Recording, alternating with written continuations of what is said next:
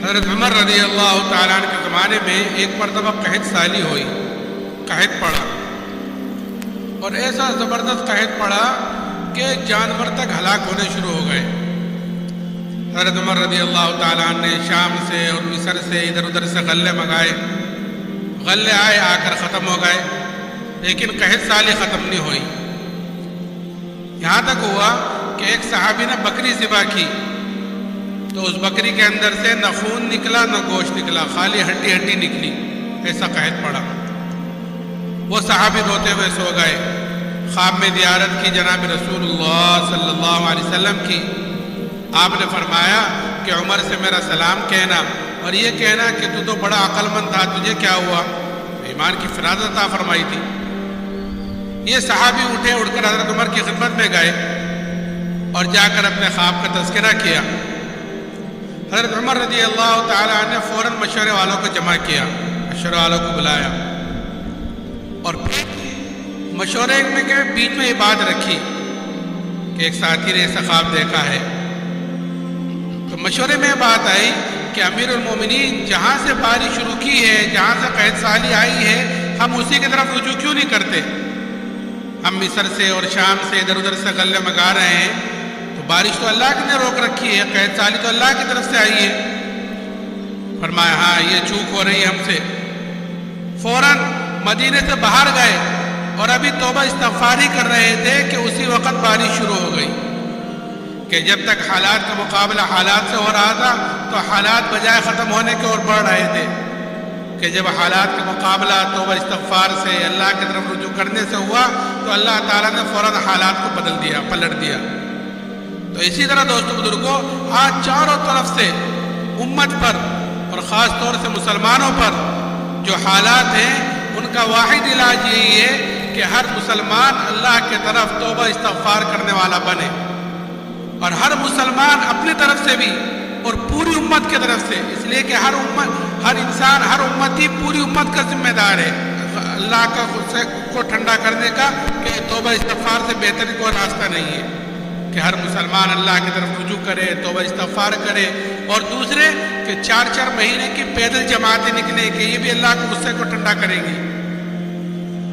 پھر جب دوستو بزرگوں ایمان بن جائے گا تو پھر عملوں کی فکر ہوگی، جیسے صحابہ کرام رضی اللہ عنہ اجمعین کہ ایمان بنا ہوا تھا، اس لیے ایمان کے بعد اپنے عملوں کی فکر ہوتی تھی، اور جس طرح ایمان کے لیے قربانیاں دی ہیں، ایمان کے لیے تکالیف برداشت کی ہیں، ایسے ہی صحابہ نے اپنے عملوں پر بھی بڑی بڑی قربانیاں دی ہیں، کہ عمل کی خرابی پر کہ قربانی دی ہے کہ جس چیز کی وجہ سے عمل خراب ہوا ہے کہ اس کو اپنے پاس نہیں رہنے دیتے تھے۔ کہ اعمال کی فکر جب پیدا ہوگی، جب اندر یقین بنے گا، اندر فکر پیدا ہوگی۔ کہ ایک مرتبہ حضرت ابو طلحہ رضی اللہ تعالیٰ عنہ باغ میں نماز پڑھ رہے ہیں، میں کہہ رہا ہوں کہ صحابہ نے اپنے عملوں کی طرف سے بھی قربانی دی ہے۔ ایک مرتبہ اپنے باغ میں نماز پڑھ رہے تھے، ایک اور گنجان باغ تھا بھرا ہوا، ایک پرندہ اندر گھس گیا اور اس کو کہیں باہر نکلنے کا راستہ نہیں ملا، کہیں بھی دائیں جائے، کبھی بائیں جائے، کبھی ادھر کبھی ادھر۔ وہ صحابی نماز پڑھ رہے تھے، نماز پڑھتے پڑھتے اچانک اس پر نگاہ پڑ گئی۔ جب اس پرندے پر نگاہ پڑی تو اس پرندے کے ساتھ نگاہ گھومنے لگی، جدھر کو پرندہ جاوے ادھر کو نگاہ بھی چلی جاوے۔ تھوڑی دیر میں خیال آیا کہ میں تو نماز پڑھ رہا تھا، کہ جب یہ خیال آیا کہ نماز پڑھ رہا تھا تو یہ بھول گئے کہ کتنی رکعتیں ہوئیں، 2 ہوئیں کہ 3 ہوئیں، یہ بھول گئے۔ سلام پھیرا، سلام پھیر کر فوراً جناب رسول اللہ صلی اللہ علیہ وسلم خدمت میں حاضر ہوئے اور جا کر عرض کیا، رسول اللہ یہ پورا کا پورا باغ اللہ کے نام پر صدقہ ہے۔ کیوں؟ کیونکہ یہ باغ ذریعہ بنا ہے میرے عمل کی خرابی کا۔ نہ یہ باغ ہوتا، نہ میں اس میں نماز پڑھتا، نہ پرندہ اس میں آتا، نہ میرا دھیان ادھر جاتا، اور نہ میری نماز جیسے اہم عبادت، نماز اہم جیسا عمل میرا خراب ہوتا۔ کہ باغ ذریعہ بنا ہے، اس لیے اب یہ باغ میرے پاس نہیں رہنا۔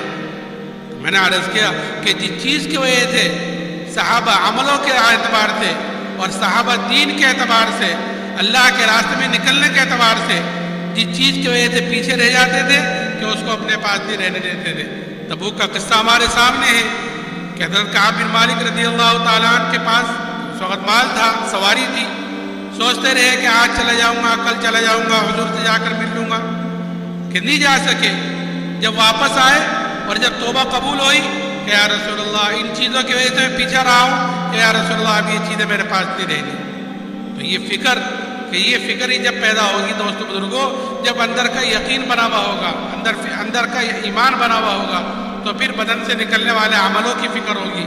آج جو ہمارے اندر عملوں کی فکر نہیں ہے، وہ اندر کے یقین کی کمزوری کی وجہ سے ہے۔ جو کچھ سنا اللہ پاک اس پر عمل کرنے والا اور ساری کی ساری انسانیت تک پہنچانے والا بنائے۔ دین کی بات پھیلانا صدقہ جاریہ ہے۔ مزید ہماری ویڈیوز کو دیکھنے کے لیے ہمارے چینل دعوت تبلیغ کو سبسکرائب کریں۔ جزاکم اللہ خیرا۔